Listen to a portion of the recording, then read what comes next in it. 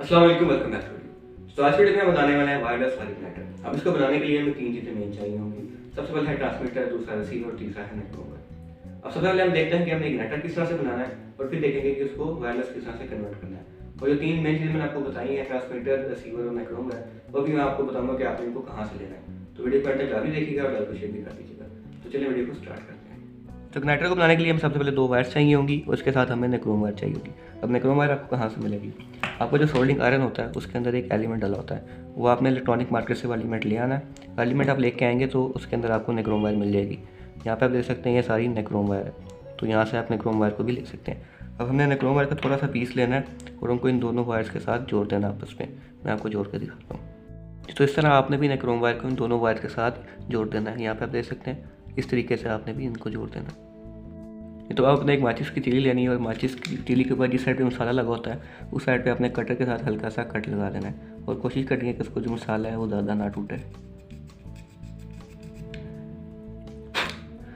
तो इस तरह आपने भी कट माचिस की तीली के ऊपर हल्का सा कट लगा देना है।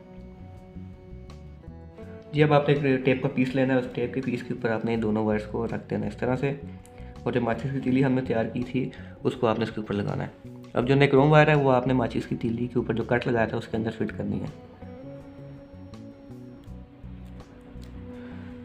तो इस तरह आप देख सकते हैं, शायद आपको नेक्रोम वायर ना नज़र आ रही हो क्योंकि वो काफ़ी ब्रीक होती है। अपने जो नेक्रोम वायर है उसको माचिस की तीली के कट के अंदर फिट करना है। इस तरह से करने के बाद आपने टेप को बंद कर देना है।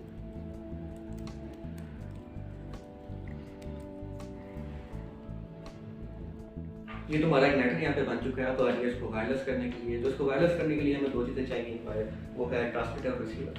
अब ट्रांसमीटर और रिसीवर जो है मैंने पुरानी टाई के अंदर से निकाला है, क्योंकि ये ऐसी चीज़ है जिसके अंदर से आपको बहुत आसानी के साथ ट्रांसमीटर रिसीवर मिल जाएगा। अगर आप ऑनलाइन सर्च करते हैं इसका सर्किट तो आपको काफ़ी महंगा मिलता है, पर ये जो काम है ये आपको सस्ता रहेगा। तो चलिए जल्दी से इसकी वायरिंग करते हैं और इसको टेस्ट करते हैं। ये तो अब बात कर लेते हैं रिसीवर के कनेक्शन की। तो इसका कनेक्शन काफ़ी इजी है।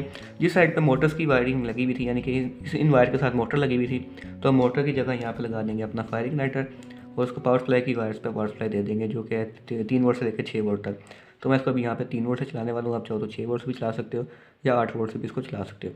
तो यहाँ पे मैं जल्दी से वायरिंग कर लेता हूँ, फिर हम इसको टेस्ट करते हैं। ये तुम्हारा 5 मिनट यहाँ पे रेडी हो चुका है। पर इसको टेस्ट करने की 2 इनपुट मैंने इसको 4 वोल्ट दे दिए, क्योंकि 3 वोल्ट की बैटरी आपको नहीं मिलती। आप जो है 4 वोल्ट की बैटरी से इसको काम करेंगे, तो मैंने भी इसको 4 वोल्ट पर सेट कर दिया।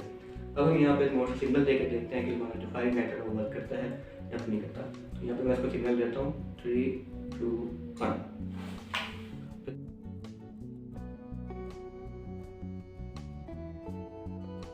जैसे ही मैंने इसको सिग्नल दिया, जो हमारा इग्नाइटर है वो चल चुका है। तो आप देख लेते हैं कि हम इसको रीयूज़ कर सकते हैं।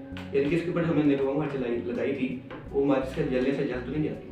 वो भी मैं आपको बताता हूँ। एक और चीज़ आपके जहन में शायद सवाल आ रहा हो कि बाकी यूट्यूबर जो है वो नेक्रोम वायर का यूज़ नहीं करते, तो मैंने यहाँ पे नेक्रोम वायर का यूज़ क्यों किया, उसका जवाब मैं आपको देता हूँ। ये तो अभी यहाँ पे देख सकते हैं कि हम नेक्रोम वायर को रीयूज़ कर सकते हैं, या हमें हर दफ़ा नए इग्नाइटर बनाने के लिए नई नेक्रोम वायर को यूज़ करना पड़ेगा।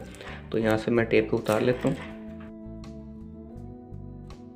टेप को यहाँ पे मैंने उतार दिया, ऊपर से जो माचिस थी उसको भी मैंने इस तरह से उतार दिया। तो यहाँ पे आप देख सकते हैं आपको नेक्रोम वायर भी चेंज करने की ज़रूरत नहीं पड़ेगी, आप इसको रीयूज़ कर सकते हैं। जस्ट आपने नई माचिस की तीली बीच में इंसर्ट करनी है। तो दूसरी बात जो मैं आपको बता रहा था कि मैंने यहाँ पे नेक्रोम वायर की यूज़ की, उसकी वजह ये थी कि हमने बहुत कम वोल्टेज पर बहुत कम एम्पेयर पे इसको ऑपरेट करना था, इसलिए मैंने नेक्रोम वायर का यूज़ किया ताकि वो जल्दी हीट अप हो जाए।